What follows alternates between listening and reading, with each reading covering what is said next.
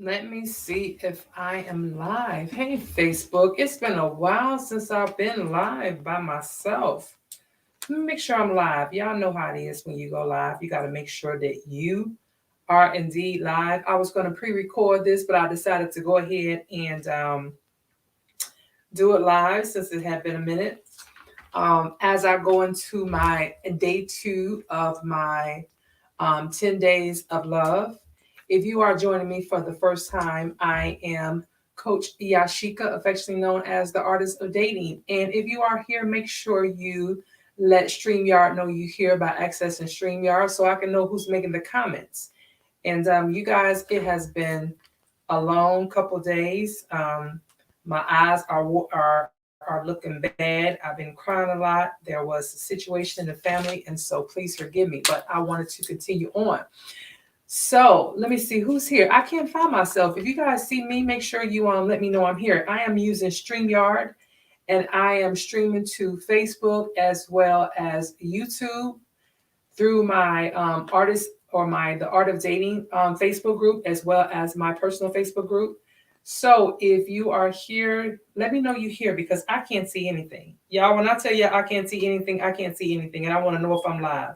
Yep, I found myself. Here we go. So I can see who's on here. So let me know you here if you here. Today we are talking about love, y'all.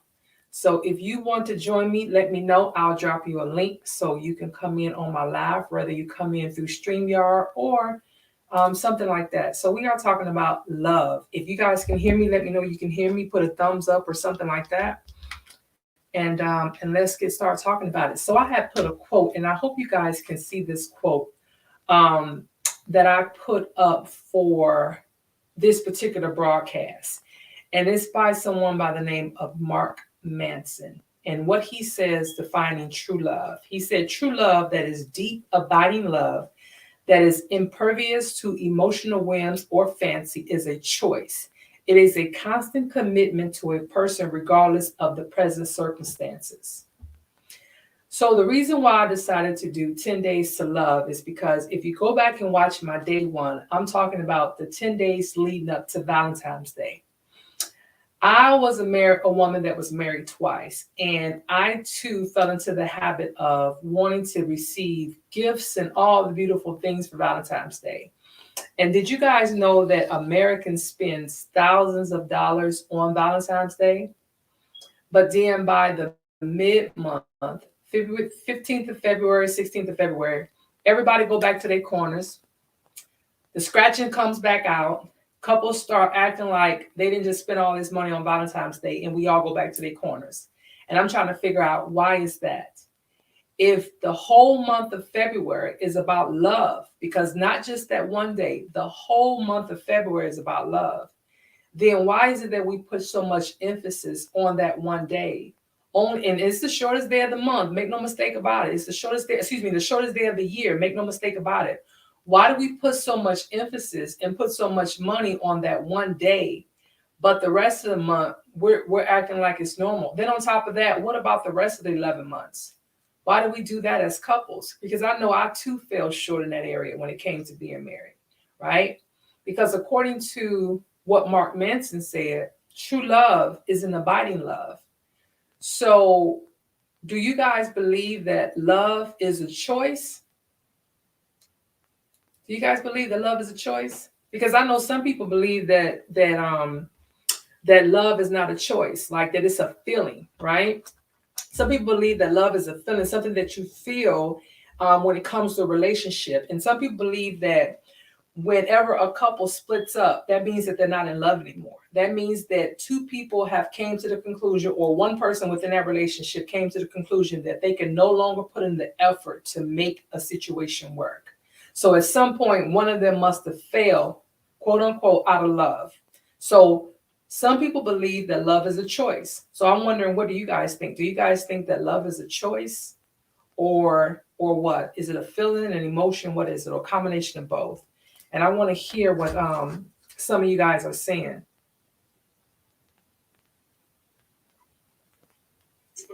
Let me see it. Okay, so yeah, you guys can hear me. So if you are out there, I want to hear what people are saying. Okay, so I got people commenting that should not be commenting. Let me turn this off. So they say love is a choice, right? Some people say love is a choice, and what I'm reading from the thing that I got off the internet. But I just wanted to talk about that because when I think about love, I think about someone who is willing to put my feelings above their feelings. Because when I'm thinking about a relationship, right? And I don't believe in, you only can give 100%. Some people say, give 110, give 120. There's no such thing. You only got 100%, right? So when I think about love and relationships, I think about you give 100 and I give 100. So if I am giving you my all, so which means that when terms of us having consideration and respect for one another, admiration for one another, understanding for one another, consideration. Did I say consideration? Because that is so big to me, consideration for one another. That means that I'm telling you that I'm going to always put you first in things that I decide and things that I want to do and things that I believe is right for us. I'm going to always think about you. So if you're doing the same thing for me, then shouldn't it always be where we're looking out for one another? Isn't that what love is? Isn't that what love is? So isn't real love a choice because you're choosing that person over your own self? You're choosing that person's needs over your own needs? So wouldn't that make love a choice? So if love is a choice, right, and we're choosing to love that person, then what happens when we choose to no longer love that person? Why is that? Because just like we choose not to love that person, can we choose to love that person again? Right? Because I know people who have been in relationships for years and then all of a sudden wake up one day and they realize they don't want to do it anymore. They'll say, well, I fell out of love with that person. But if you could choose not to love them, can't you just choose to love them again? I mean, because it takes time, just like anything, right? If you're working at a job and you want to get promoted or you want to advance in your field or whatever, it takes work. You got to put in some effort. You may have to go to get some additional training. You may have to get some classes. You may have to do things like that, right? You got to put in some work. You can't just stay like this and expect to, like, if you never learn anything new about that job, more than likely you're going to stay where you are in that job, right? But if you begin to educate yourself and learn new things about the job and expand yourself, eventually people are going to take notice because now you're qualifying yourself for a bigger position in the job. So you're moving, you're starting to do this right here in the job. So isn't that what relationships is? Isn't that what marriages is? And isn't that what love is? If you're in a marriage, you're growing, you're getting older, which means that what you like and what you don't like is changing. When you first start dating somebody, when you first fall in love, you guys are comfortable living in like for example, a 1 bedroom apartment, right? Because you guys, you want to be close to each other. So you love the idea of living in a bedroom apartment. You are geeked up about it because you're looking at it. You're saying, you know what? It's our apartment. We worked hard for it and we just love our little cozy apartment. But as your family grow and your needs change and you work a little harder, you realize, you know what? Now we can afford a 2 bedroom apartment. Then from an apartment, you get you a 3 bedroom house with 1.5 bathrooms and so on and so forth. Now you no longer have one car. Now you have 2 cars, right? That's the way love is, right? Just like you grow in what you want in your everyday life, what you want in your partner that grows. So you have to continue to grow with them and love them where they are in each part of that relationship. So why is it that we give up so quick in the process? That's the part I don't understand. If love is a choice, why do we give up so quick in the process? Why don't we put in the efforts? I think a lot of times we get really selfish. We assume that people are raised the same. We assume that people understand life the same. We assume that people are one person. We believe that, if I'm with a person, I've heard people say, well, I outgrew that person. How can you outgrow someone that you've been with for 10 years or 11 years or 12 years? How can you outgrow someone that you've been with for 10 or 11 or 12 years? I'm not understanding that. Because what that means is at some point you did not grab their hand and take them with you. That's how I see it. Because if you've been been with someone for a long time and you love that person and you see that they need a little bit more encouragement than you do, everyone don't learn the same. Everyone don't receive things the same. Some things don't click for people. And I'm not saying that everybody that you be with is the perfect person for you. I'm not saying that, because sometimes we do marry the wrong person. Sometimes we do end up with the wrong person. Sometimes we do have a baby by the wrong person. Listen, I get all that. I get all that. But what we realize though sometimes is that once we get out of those relationships and then we go back out here to this dating pool, it gets harder and harder and harder. And then it makes you realize some things. So if love is a choice, it goes back to my original comment. If love is a choice, then why can't we choose to love the person that we're with if love is a choice?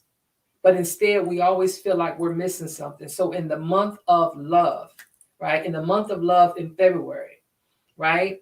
I want us to go beyond the 14th of February when it comes to love. I want us to go beyond thinking that February the 14th or just the month of February in the whole year 2022 is just about this one day.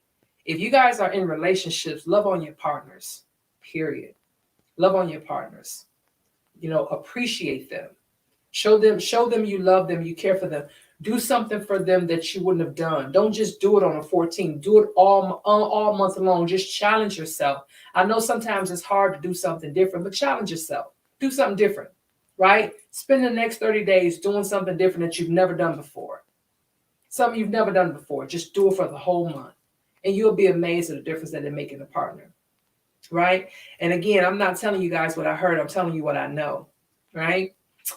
All right, that's all I have for you guys today. So this is my day 10 of the 10 days of love for the month of love.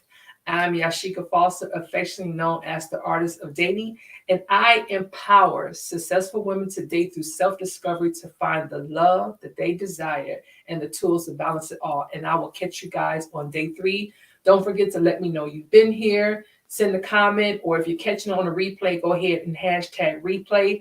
Follow me in my Facebook group as well as on YouTube in the Art of Dating, and I will catch you guys on day 3. Bye.